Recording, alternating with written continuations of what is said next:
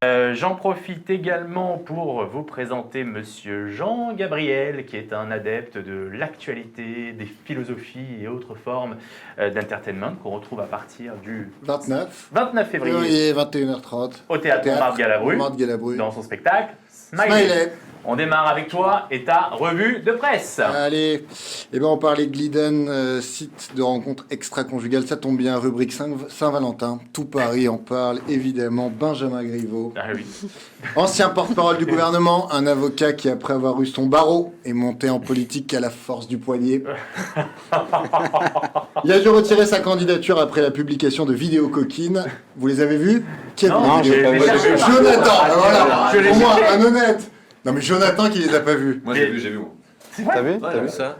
Mais moi j'ai cherché, mais je me suis dit... Non, mais sur Twitter il y a tout. On te les enverra, Jonathan. Avec grand plaisir. On te les Avec enverra. grand plaisir. Bon, son ancien mentor, c'est qui? C'est Dominique Strauss-Kahn, évidemment. Il aurait déclaré: j'ai une pensée pour Benjamin qui aura maintenant plus de temps libre pour venir à mes soirées.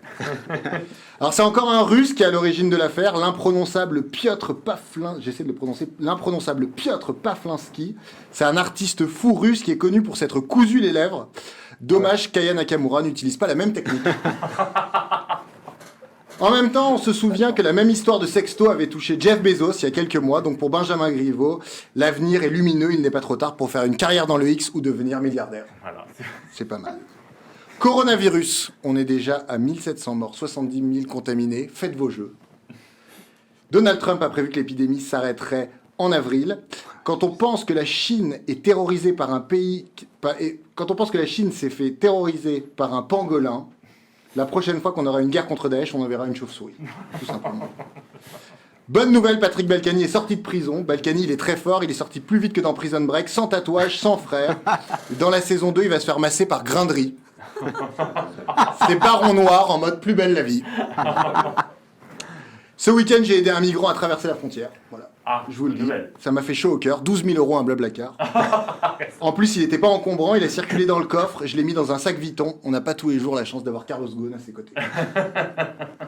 François Hollande a critiqué le gouvernement et Emmanuel Macron en les traitant d'amateurisme. François Hollande, l'homme qui avait 4% d'opinion favorable, c'est-à-dire en gros son nombre d'amis sur Facebook, et qui donne des leçons. C'est comme si Roman Polanski donnait des conseils féministes à Jean-Marie Bigard.